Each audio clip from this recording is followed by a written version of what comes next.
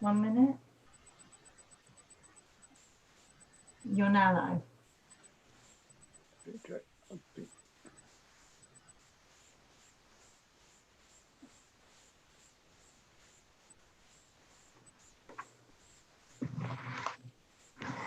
Okay, Spencer.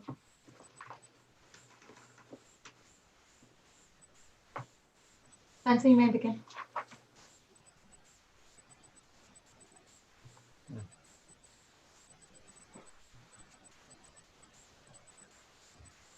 Spencer, ready when you are. Okay, right.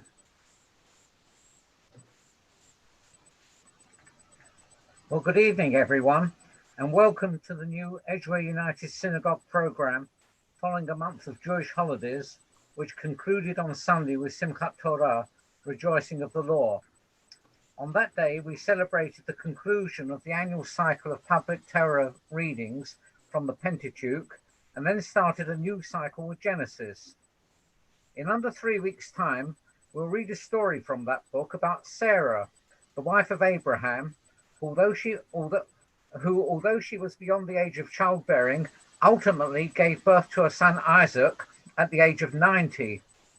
In more modern times, the oldest verified mother to conceive naturally was a UK woman in 1997 who was 59 years old, and the oldest mother to conceive through the process of IVF was 74, a lady in India who gave birth to twins. I arranged a session for this week since it coincides with Baby Loss Awareness Week, and incidentally, the United Synagogue was in the forefront of recognizing the issues associated with loss when it opened a separate baby section at Bushey Cemetery as far back as 1949. There is also a UK Fertility Week in early November, which seeks to change perceptions and provide support for everyone struggling with fertility issues. Tonight, we are privileged to have as our speaker Jessica Hepburn, an award-winning author, arts producer, and adventure activist who is one of the UK's leading campaigners on fertility, infertility, and assisted conception. She has become a pioneer in inspiring people to live as big and bravely as possible when life doesn't go to plan. Her books include The Pursuit of Motherhood and 21 Miles, Swimming in Search of the Meaning of Motherhood, which she will tell you about this evening. Her career includes being executive producer for 10 years at the Lyric Hammersmith, which you'll see on screen during this presentation, and her adventures include running the London Marathon and swimming the English Channel, which I think we're allowed to call it now that we have left the EU, and is currently in the final stages of training to climb Mount Everest, postponed for this year until 2021 because of COVID. Jessica has very kindly agreed to take questions after she has spoken. So over to you, Jessica, to talk on living big and bravely, from IVF and baby loss to swimming the Channel and climbing Everest. Thank you. Thank you for such a lovely introduction, Spencer. And also I want to thank Heidi very much as well for being instrumental in inviting me here this evening. As you said, Spencer, this week is UK Baby Awareness Loss and UK Baby Loss Awareness Week, and it culminates on Thursday with the official Remembrance Day. And I wanted to start my talk today with this image. Pam's helping me on the technology. Just bring the image up again, Pam. Thank you there. This image is of the American model, Chrissy Teigen, and her husband, the singer John Legend, who just a couple of weeks ago lost their baby son halfway through their pregnancy at 22 weeks. I'm showing this picture because after they posted it on social media, it sparked a national debate about whether they should have shared their loss so publicly and so soon in this way. I'd be really interested to hear your opinions at the end of the talk as to whether they should have done, and there's no right or wrong. The important thing to acknowledge is that everyone is different, but there is something that I do fundamentally feel. Firstly, that a baby loss during pregnancy at whatever stage, however early or late, is a real loss, and it hurts. And secondly, that just struggling to get pregnant is a loss too. And these two things are definitely things that we need to talk about more and understand more. And people going through it need our empathy and they need our support. And there's a lot of people going through it, because 1 in 4 pregnancies end in loss, and 1 in 6 people struggle to conceive. So my name, as Spencer said, is Jessica Hepburn, and I was 34 when my partner and I started trying to conceive, and I thought it was the perfect age. I'd spent my 20s doing everything that women of my generation were told to do. I went to university, I climbed the career ladder, I was very picky about finding the right partner, and by my early 30s, I was running one of London's largest theatres, the Lyric Hammersmith, as Spencer mentioned, and I'd met the man that I wanted to start a family with. Here's a picture of my lovely Lyric. So we threw away the contraception and thought we'd done the hard bit, making the decision to have a baby. But after a year, nothing had happened. And eventually we made our first foray to a fertility clinic, where we were diagnosed with unexplained infertility, which I always say is a terrible diagnosis. It's the worst diagnosis because it isn't a diagnosis. It just means that doctors have no idea what's wrong with you. It's so much easier to fix a problem when you know what the problem is to fix. And it was the start of what would then become a decade-long struggle to conceive that ultimately involved 11 rounds of IVF, multiple miscarriages, and an ectopic pregnancy that almost took my life. A perfect baby, but in the wrong place, my abdomen. For years, literally years, I didn't tell anyone about my struggle to conceive or our miscarriages, not even my closest family and friends. Publicly, I was a successful career woman, but privately, I was on a desperate mission to become a mother. I thought a lot about my secrecy and silence and why that was, and I think it was due to a complex range of reasons. Firstly, shame, that I couldn't do what so many other people find so easy to do. And somehow that made me feel like I wasn't a proper woman. And secondly, hope that next month, this nightmare was going to be over and I would be able to cross over and join the mummy club too. And thirdly, and this is a really big thing for me, I also had this sort of deep concern that after women had fought for so long to be seen as more than wives and mothers, that somehow it was a betrayal of this brilliant career that I'd worked so hard for, to admit that actually all I wanted was to be a mother, and that I feared that I could never be happy if I couldn't make that happen. I've written about what I describe as the pain of losing something you've never had.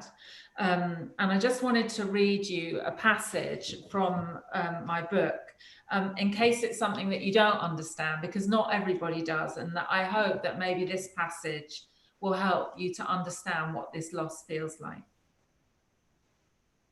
It's hard to explain the pain of losing something you never had.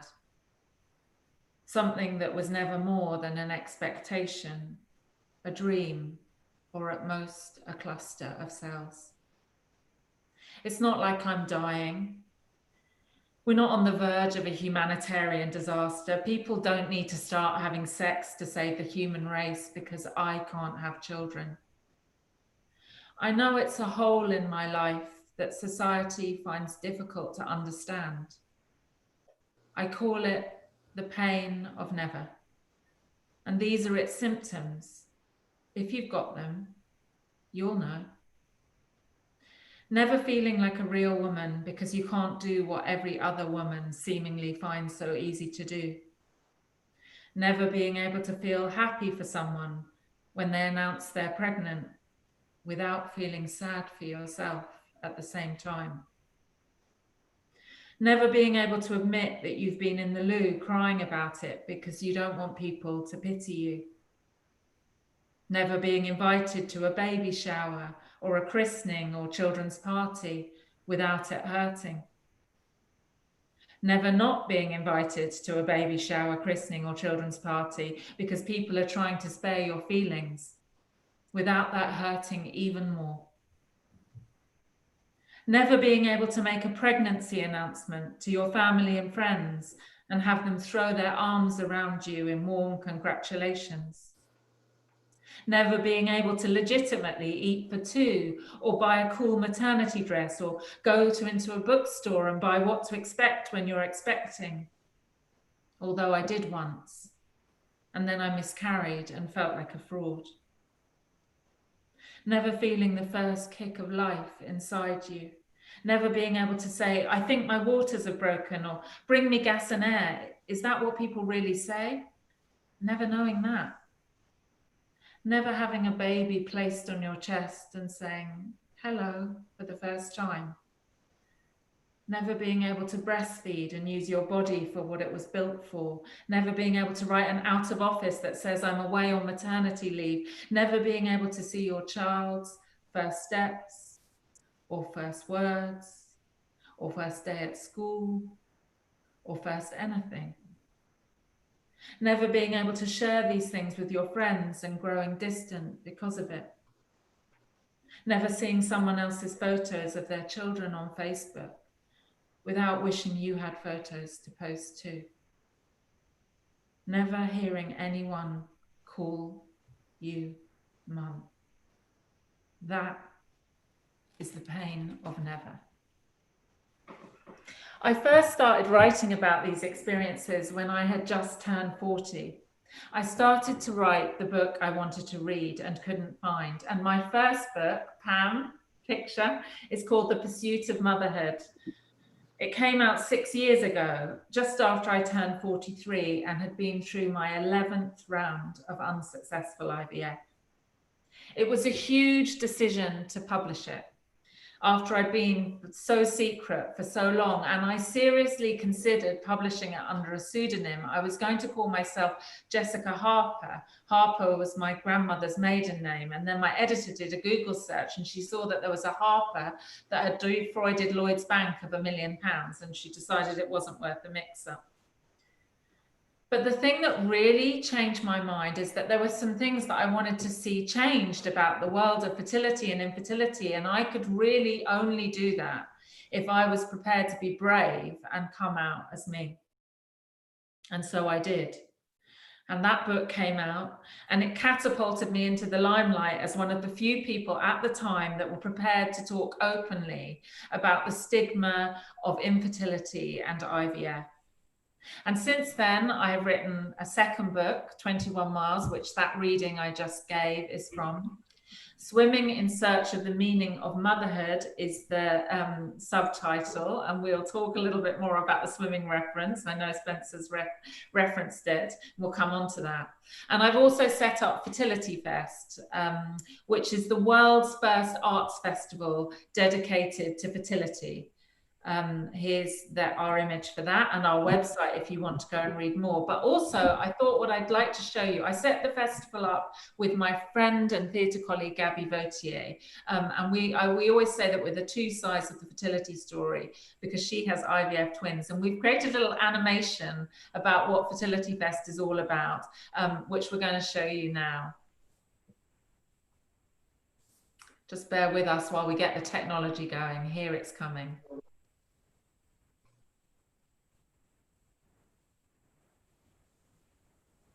I think we haven't got the sound, Pam. Yeah, 1 minute.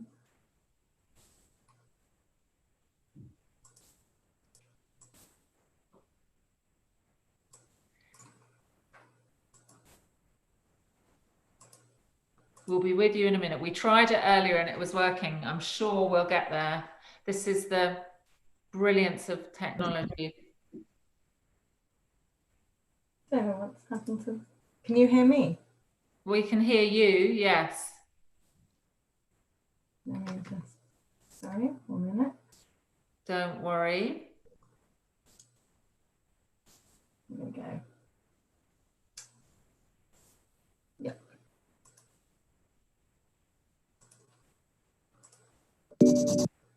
Yeah, there we go. There we go.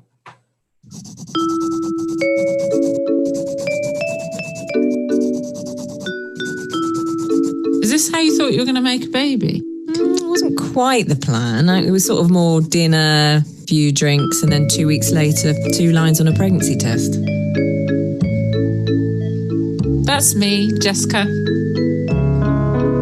And there's me, Gabby. And here we are, about to go through one of our rounds. Egg collection. A roller coaster. Not 9 months later, years later. 5 years, but I was so lucky to come out with twins. And I went through 11 rounds of treatment unsuccessfully. We knew our experience had been tough, and actually we could have made it better. Yeah. The clinics could have made it better. And as we're both arts producers, we decided to create Fertility Fest, the world's first arts festival dedicated to fertility, infertility, the science of making babies and modern families. Come on then, get in the car, I'm going to drive. Where are the kids? Oh, soft play.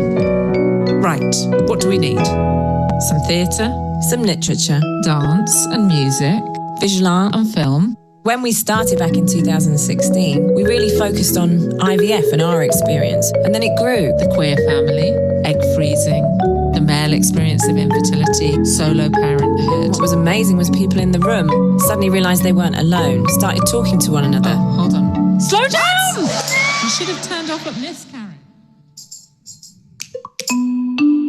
So what are we trying to do? We're trying to change the world, just the two of us. Yeah, we want young people to learn more than how not to get pregnant. We want clinics to really support the patients, emotionally as well as medically. Mind the speed camera, Gabby. It's just a willy, Jessica. Slow down, let's have a look. When you can't have a baby, you'll try anything. Is that a pineapple core? Did you ever do Chinese medicine? Yeah.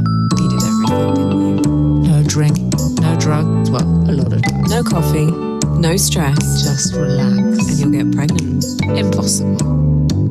What was the hardest part of treatment for you, Gabby? It was the limbo, the not knowing.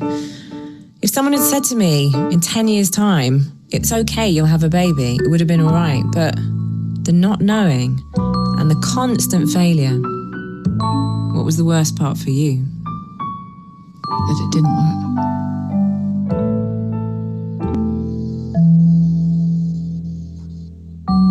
And we're off. This is fun. In 3 years, we've been to Birmingham Rep, London's Park and Bush Theatres, We've been at the Barbican for 3 weeks with a main house show on their main stage. with Maxine Peake, the legend, which transferred to Sydney Theatre Company. And we've been to ESHRA, which is the biggest fertility industry conference in the world. And we've also been to the Fertility Show, the UK's largest patient event. And digitally, we've had people listening in to our podcast, watching our videos. We were on the front page of the Times with our Modern Families education project. You were on Zoe Ball. I met my hero, Benjamin Zephaniah. I met Lisa Faulkner. We couldn't have done Fertility Fest without the support of some amazing organisations. The Wellcome Trust, Arts Council England, the Agora, Create Fertility, ARGC, Fertility Plus, CRGH, Hearts and Essex Fertility Centre, Gannett City Fertility, Lister Fertility Clinic, IVF Matters, New Life. and the London Women's Clinic. Thank you.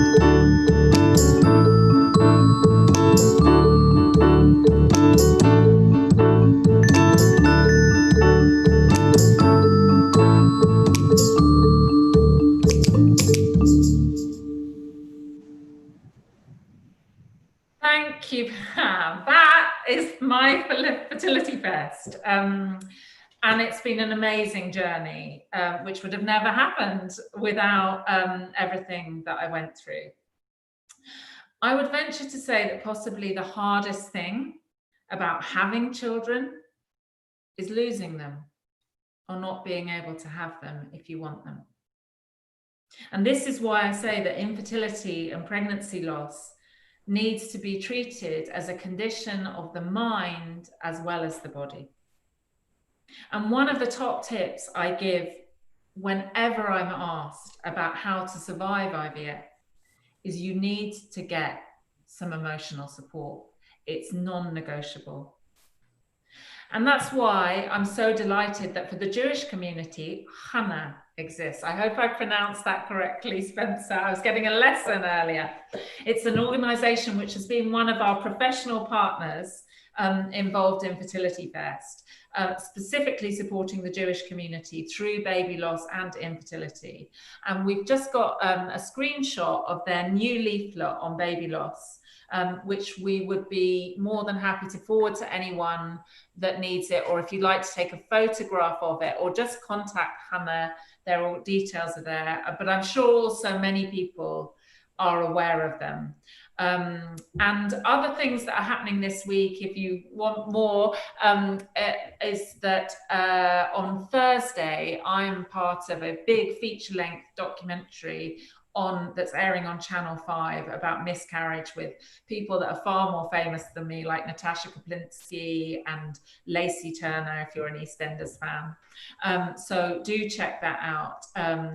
And they've been doing some, as part of the promotion of the film, they've been doing some amazing research. And I've just been sent the research today that 80% of people who go through baby loss and miscarriage are not offered any sort of support post that. And most people, in fact, don't even know what to do when that happens. So here I am in my 40s, only actually in the very last stage of my 40s, because at the end of this year I turned 50. But I seem to have stumbled into a new career as an author and arts producer, specifically focused around fertility. But I also, as Spencer said in his lovely introduction, call myself an adventure activist. What is an adventure activist, you might ask? Well, I don't know, because I made the phrase up. But after I turned 43, after my 11th round of unsuccessful IVF, I decided that I needed to do something completely different. I felt like I had lost a whole decade of my life to this thing which I call Project Baby, and I had nothing to show for it. And I also felt like my body had failed me. So I embarked on what I describe as part childhood dream, part midlife crisis, and decided that I was going to swim the English Channel. And that would have been an amazing idea if I had any idea what was involved in swimming the Channel, but I didn't. I had no idea. I wasn't a very good swimmer. I only ever did a few laps of breaststroke in the local pool, if I went to the local pool, because basically I hate exercise and my absolute nemesis is the cold. But I decided that I was going to try and swim the 21 miles from England to France. What I also didn't realize when I embarked on this journey is how many parallels there were going to be with going through IVF. They are both huge physical and emotional challenges, but also, and this is the thing that I found so frightening, is that ultimately success in swimming the Channel is out of your control. It's just like having a baby, because ultimately nature decides whether you're going to be able to conceive and carry a baby. And nature, the wind and the water, decide whether you're going to be able to cross a sea to France. So without even knowing it, this swim became a huge platform for everything else that I had been through and raising awareness. And I suppose that's what the activism is. And actually 11 rounds of IVF had been really, really good training. But I did discover one redeeming fact about swimming the Channel, and that inspired my second book, 21 Miles. And I want to show you another short video now about what that book and journey is all about. Over to the second video, Pam. 21 miles, swimming in search of the meaning of motherhood. Does motherhood make you happy? This is the story of one woman who ate 21 meals with 21 women and swam 21 miles to find out. That one woman is me. After a decade of fertility treatment, 11 rounds of unsuccessful IVF, multiple miscarriages, and an ectopic pregnancy that almost took my life, I decided I needed to do something different, something big. So I decided I was going to swim the English Channel, the 21 miles from England to France. The thing is, I didn't really know what was involved. I wasn't a very good swimmer, hated exercise and the cold, and I had no idea that less people had swum the English Channel than had climbed Mount Everest. these are not the best credentials for a channel swimmer. But there was something about the challenge that piqued my interest. Channel swimmers get to eat a lot. As you're not allowed to wear a wetsuit, eating is the only way to keep out the cold. In all my years of the pursuit of motherhood, eating had become my one unadulterated pleasure. The thought of being able to do it guilt-free was very attractive.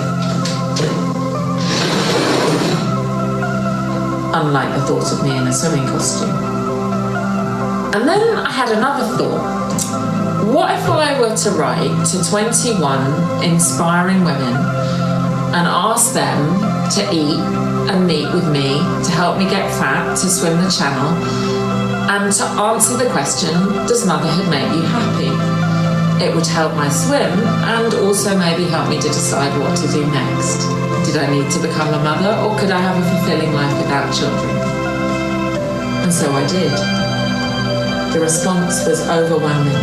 From the UK's original superwoman who is said to have it all, to one of the world's leading scientists who said that having a successful career is not compatible with having children, to a past pop sensation who had her first baby aged 56 and said that it had changed her life for the better, to an award-winning film director who said that having a child had been the worst thing that had happened to her. From one of the country's most celebrated chefs who has one biological child and one adopted child and is now the new queen of Bake Off, to the divorce lawyer who knows that not even children can keep families together.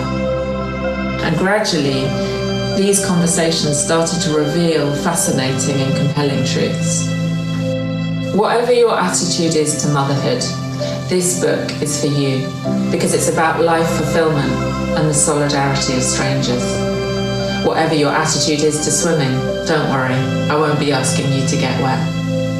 And whatever your attitude is to happiness, this is a story about how often dreams don't come true, but sometimes, in a different way, they do. 21 miles, swimming in search of the meaning of motherhood.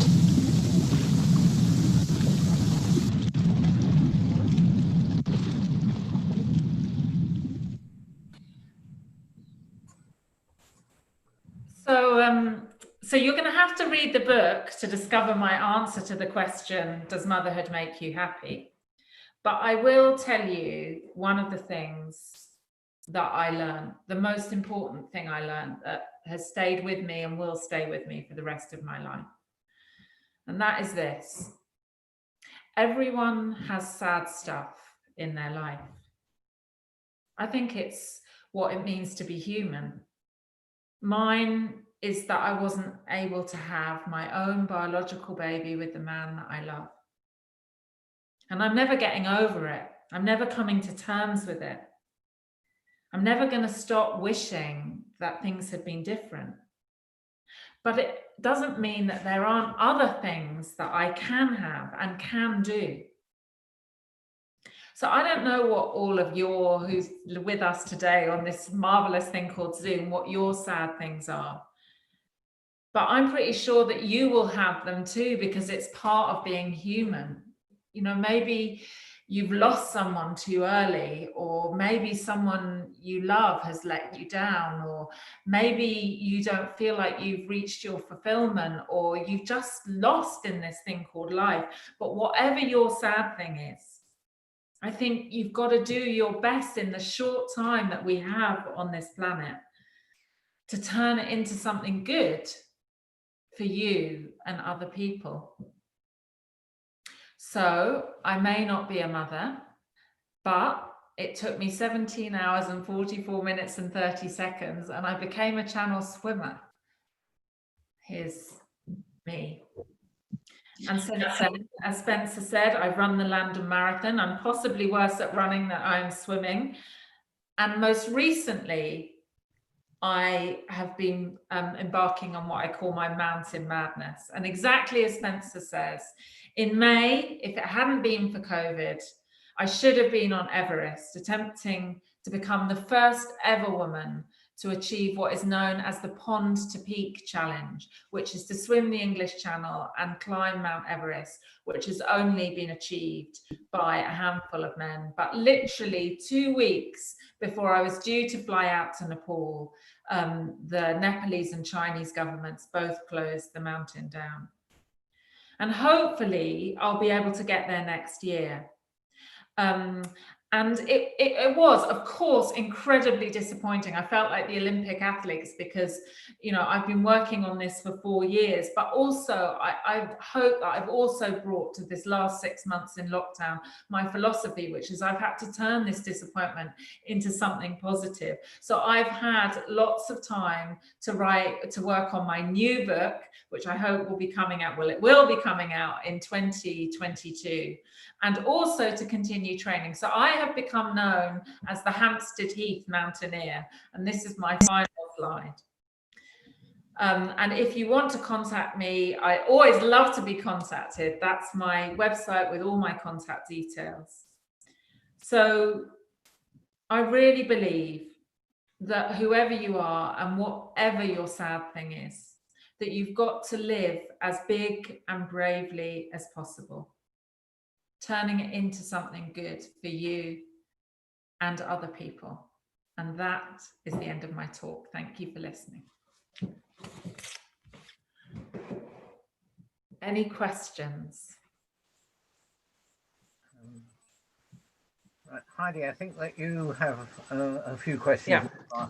Yes, so one of my questions was, as you mentioned on your first slide, firstly, thank you, Jessica, for the inspiring talk. And so one of your first slides was about Chrissy Teigen and John Legend, the US celebrities, and their heartbreaking story, and it's been criticized and both applauded. There's no right or wrong. And from my side, with my own baby loss, I had 2 naturally conceived ectopic pregnancies.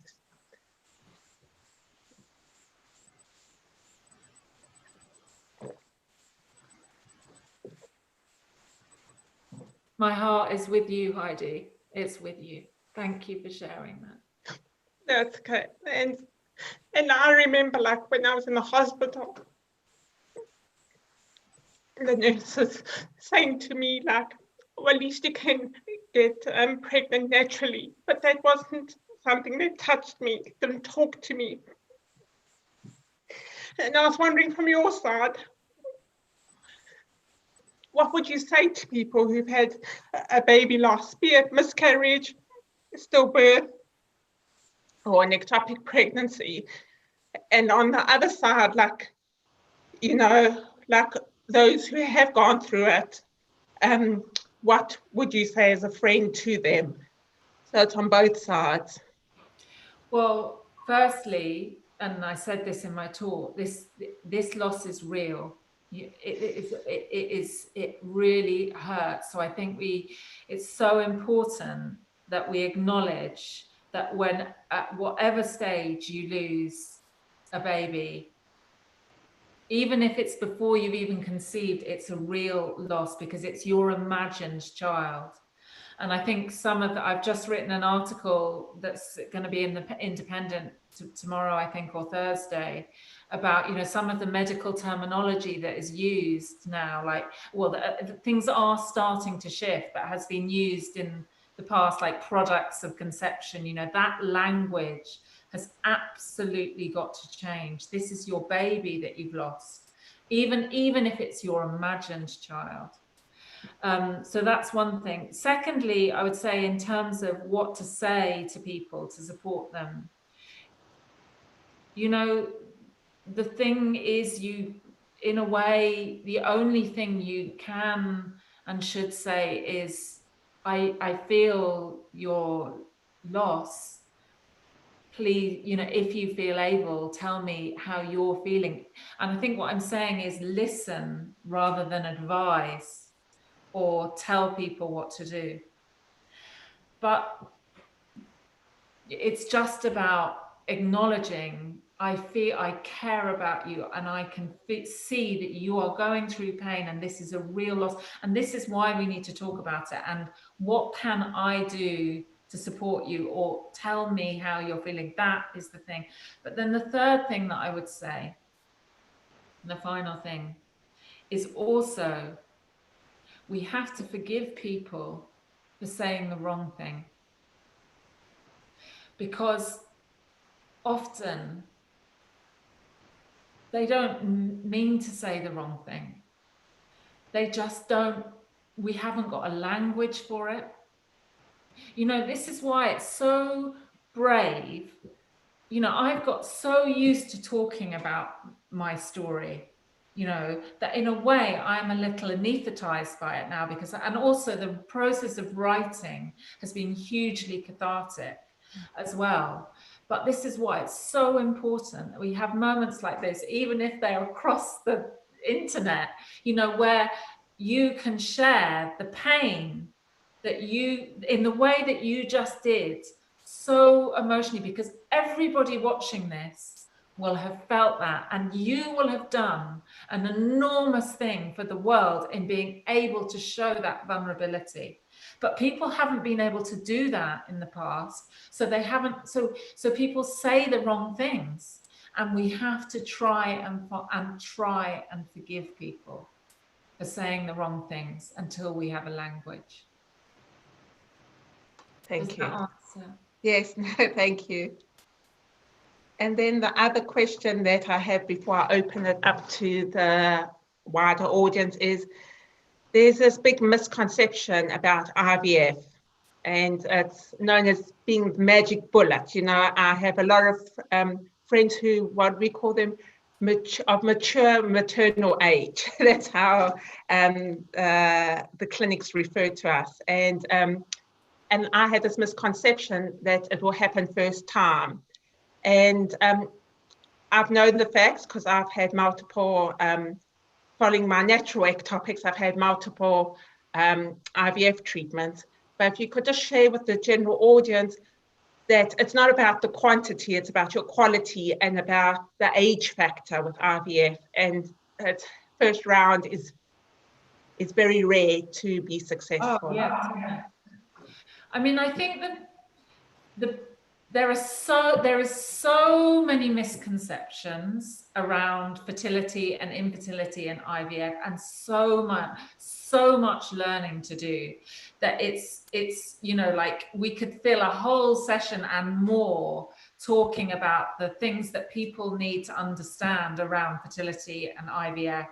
And you know, obviously I've mentioned this, and this is one of the reasons we set the festival up, to try and improve fertility education. But if I had to pick out a couple of things that I think are absolutely crucial that people need to understand, is first of all, IVF works.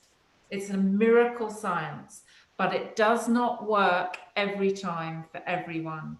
And the simple way, and you know, and I know statistics are sometimes difficult for people to get their heads around, but just if I could just say this really clearly and simply, the statistics show that 75% of every treatment in IVF fails.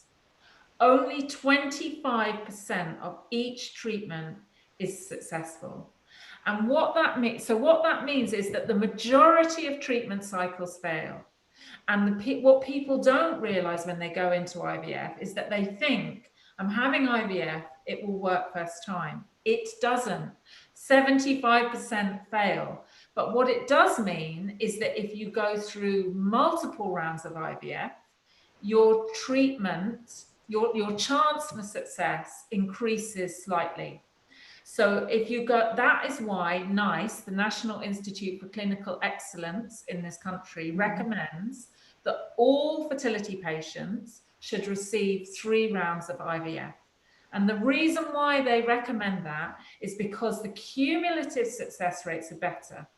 But then it's also really important, and I don't want to get too much into statistics, to know that there also becomes a point where after a certain number of treatments, it's going to be less likely to work. So for someone like me, who was getting on to 11 rounds of treatment, then my percentages start to go down. But of course, there are still the miracle stories, but they're very, very rare. They're very rare. So that's the one thing that I think people need to really understand. It's amazing science, it works, but it doesn't work every time for everyone. And then then also to say in relation to age, which you brought, you know, it's really, I mean, this again feeds into something that I'm really passionate about, which is, and I understand why there has been so much focus in education on how not to get pregnant, but there has not been any focus on how to conceive. And what that means is that there are a whole range of things that people just do not understand. And one of those things is that, you know, and I talked about this in my talk just then, people think that the moment you throw away contraception, you will get pregnant. And that is not true. It's very hard to get pregnant, actually. Everything has to be in the right place at the right time. And the second thing that people don't fully understand is the impact of age. And I don't mean, you know, people know, oh yes, women menopause, you know, at a certain age, but actually what they don't realize is that once you get past your 30, your fertility starts declining rapidly. So yes, so these are the things that people need to understand more about. Thank you. You're welcome. Right. Well, we'll open it up now to other people in the Zoom room. Can you raise your virtual hand or just wave and we'll invite you to talk? We've not had any questions so far on the chat, but that's another option if people would like to do that. Sorry, who? Nice. Come in. Yes, Sarah. Yeah, hi. Thank you. Really inspirational, Jessica. I saw this advertised and I bought both your books on Amazon. I've read your first one and I'm halfway through 21 Miles. Oh, but it's fantastic. But what I want to say, and please nobody get upset or shout at me, but my 23-year-old fertility assisted daughter now lives in London. We're in Manchester. But she came after 8 years, after 8 really long, hard years. And each time we went to the hospital, I swore blind it was the last time, you know, because I hated the needles, the prodding, the poking, you know, but we did persevere and thank God we got our goal. But what I will also add when you said about age is, again, I suppose I was lucky, if lucky is the right word. I was 21 when I got married and we started this road sort of age 23, 24 I was. She wasn't born until I was 30, but that's besides the point. And the amount of people, you know, when you get married or when you're in a partner, you know, oh, when you're having a baby, and you know, it was hard sometimes to come up with the excuse. And one time, and you're right, we kept it secret because there is that shame, really, isn't there? You know. And then one time, one of my girlfriends just said something, and I just said, I don't know, we've got issues, we've got problems, and it was sort of like, wow. You know, but it helped. It helped me, it helped us, and people stopped then saying, and obviously now as having gone through what we went through, I never say to anybody, any young couple or anything, you know, and sometimes my daughter at 23, you know, she'll say something, oh, they've just got married, when do you think they're going to have a baby? And I say, who knows? Nobody knows nowadays. So that's all part of the education as well, of course, isn't it? Oh, thank you so much for sharing. And, you know, there are a couple of things I wanted to come back. I thought it's really interesting, Sarah, you said at the beginning, don't shout at you. And I wondered what you were going to say. I think I'm going to venture, and you correct me if I'm wrong, it's because you feel guilty that you got there and I haven't. And what I would say, and what I would say about that, and I understand that feeling, but we share more, you know, like you don't need to feel guilty because you understand, you still, even after 23 years, you understand that pain. And never goes. Yeah, so that's why I think it's really, because that's why I think it's so important that we talk, because, and actually I have received so much support from people who are mothers, and particularly mothers that have struggled to conceive, because they understand my pain. And in fact, sometimes they understand it even more, because they can imagine if they didn't have the child that they loved, how, like what that might feel like. And in fact, we are much more similar than I am, even though I don't have children now, than someone who's actively chosen not to have children and to be child-free, because that's been their decision. So I think you'd absolutely, you know, don't need to apologize. You must not feel bad. Thank you for sharing. Thank you so much. And there was something else, and I can't remember. There was something else I can say, but thank you. Yes, I think it's, yeah, thank you. Anyone else? Yeah, Spencer, I've got a question that's come in to me. Does the Fertility Festival cover the aspect of egg donation as an option? Yes, we do. Absolutely. We look at absolutely everything, you know, from everything from, you know, egg donation, surrogacy, and obviously IVF, and different ways of family making, whether that's solo parenthood or same-sex parenthood. But we do everything through the prism of the arts. So I'm also very driven by what work is being created. So whether that's theatre, music, dance, literature, visual arts. So it's all rooted in the work of artists, you know, like my books, for example, would be an example, and then in dialogue with professionals and the public about the issues raised by that art. And it's proved an amazing forum, which has really not only created brilliant conversations, but also have brought people together in a really supportive environment. So, and got people, you know, to talk, because people are, in the face of doctors and medical professionals, they, you know, patients or individuals often feel, you know, like we all understand this, don't we? You know, that we feel vulnerable in those situations. And so what Fertility Fest has created is a completely different type of environment where I think people and patients feel very empowered to talk. Anyone else? There's a note down the bottom there. From Ruth G to everyone, we have spoken. About, can someone read that? Yeah, sure. We've spoken about women's perspective of infertility. I was wondering, what about from a male perspective, how your husband coped with infertility? Yes.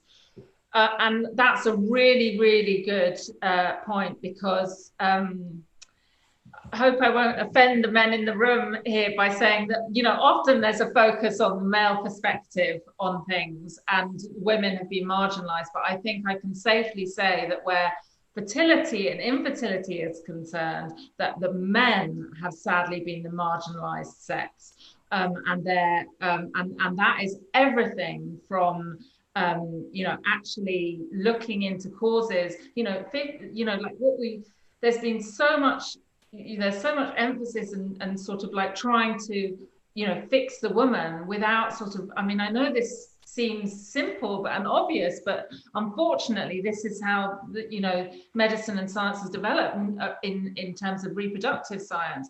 There's not really been a lot of focus at all on male issues, and men are half of the equation. You know, they are half of the embryo. So that's starting to shift now. And then the other thing is that there has been, you know, very, very little emotional support for men.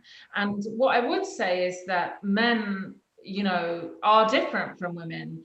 They experience this loss, whether that's miscarriage or infertility, in a different way from women, in my experience. But it doesn't mean that it isn't real to them too.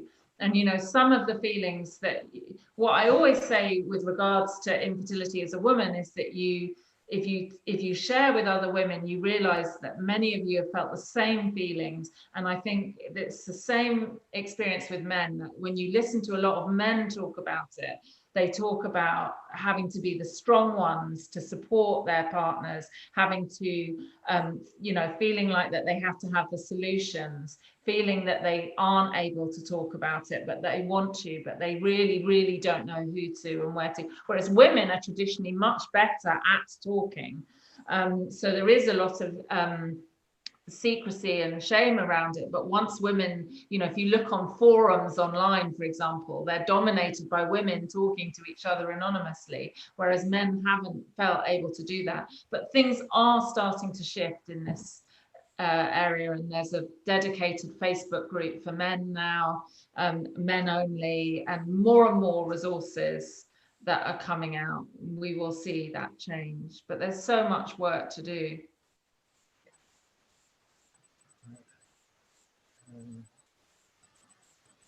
Let's see, anyone else? No.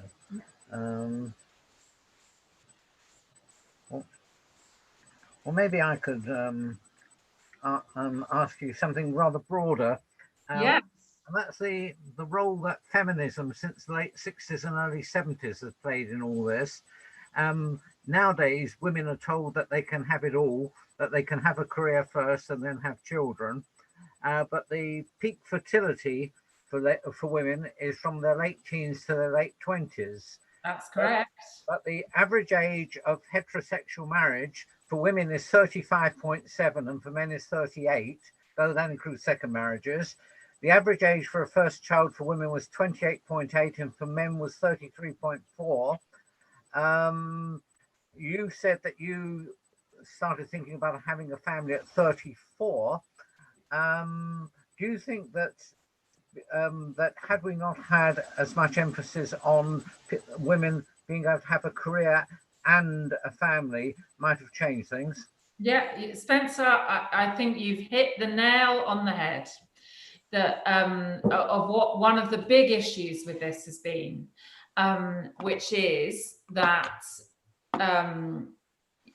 absolutely women have, you know, we have had in the last 40, 50 years a sense of reproductive freedom that we've never had in terms of things like the pill and abortion, contraception and abortion, and that has meant that women have had reproductive control over their bodies in a way that they never had before. So that's one part of the equation, and so that they are choosing not to have children, and alongside that they've had their emancipation, you know, and there's again still work to do in the workplace. So they've been encouraged to go to, you know, follow in the path that men have led on, which is to go to university and to focus on their career in their 20s. And I mean, and there's an additional problem, which is that many people feel, you know, that they want to be financially secure before, and as well as married, you know, they want to have bought their own home before they start having a family. And of course, also, you know, men and women are being more choosy about choosing a mate now. So all these things that have basically come as a result of, you know, post second wave feminism, you know, have definitely fed in to the increase in subfertility and infertility. Yes, and the majority of people going through IVF are older, in their 30s, and the unfortunate thing is that you know that their fertility is declining at that point too. They're in the latter stages of their fertility life cycle, and you know,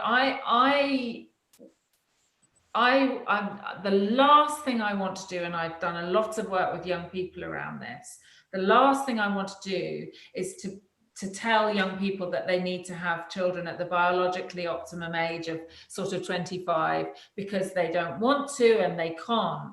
But what I do say is that I want fertility education, and this is why I'm so passionate about fertility education, is that I want fertility education improved so people know the facts so that they can then make the choices, and that they know what reproductive science can do. You know, and for example, you know, like women in their 20s might decide to freeze their eggs, for example. Now, I'm not saying that there's a lot of controversy around egg freezing and it doesn't work. It's just like IVF every time. But I think people need to understand what this science can do and what it can't do, and then make decisions proactively rather than from a place of pain, which is what is happening to many people when they only discover that they can't conceive in their late 30s. It absolutely, you know, we're the living guinea pigs of my generation but you know, we've benefited from many other things. So, you know, I can go and swim channels and climb mountains, and that's my, you know, and run theatres and set up festivals and, you know, give talks on Zoom, you know, which, you know, my grandparents and great grandparents, couldn't do.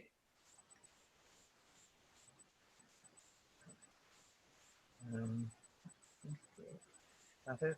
Yeah. Anyone else for the final question? No. In that case, could I ask Heidi to come in again? Right. Thank you. So, Jessica, first of all, thank you for your inspirational talk. When I picked up your book, 21 Miles, last year, I was at an all-time low after 2 natural ectopic pregnancies and multiple rounds of IVF. And your book just resonated so much with me, and even made my husband read it, you know. Oh, husband. And one thing that resonated also with me, what the key message that I got out was motherhood. What is the meaning of motherhood? And motherhood doesn't have to be how society defines it. It's totally out of our control, as you mentioned in your presentation, conceiving, carrying it to full term. So we might as well put all our energy into something that we're passionate about. This life that we've got is very short-lived, and just to embrace it. So that's the key message I got. So thank you.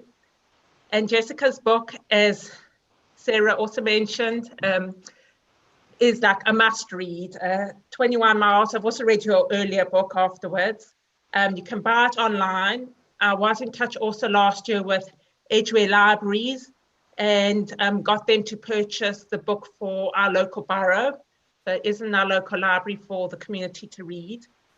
And through my communication this week with Jessica, my hope of arranging this talk with her, she summed it up so well.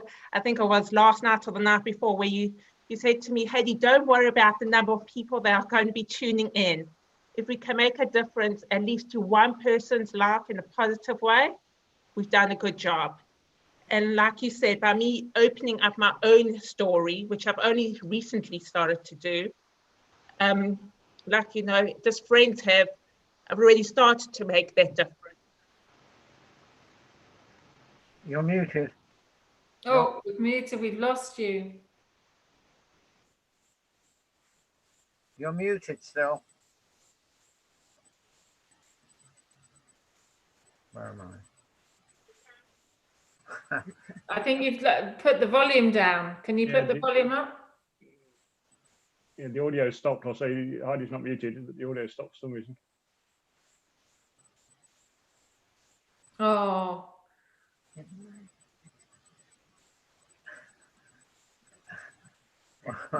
I'm sorry about that. Well, I felt every word you were saying, Heidi. It went to my heart. So thank you. Right. Well, it remains for me to tell you about our next session, which will be on the eve of Remembrance Day, Tuesday, the 10th of November at 8 p.m, when Lola Fraser will talk on Jewish women nurses in World War I. Tonight's session will be available on YouTube. We're always grateful if you hit the like button and share our videos with others.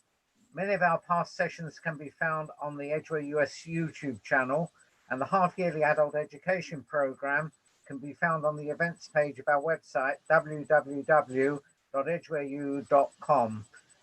It remains for me to also thank Jessica for, I think, a most interesting and emotional evening, and we wish everyone success with their endeavours in this area. So if you can unmute us and maybe we could applaud. Can you unmute us? Thank you so much, Spencer. Beautifully chaired. Right.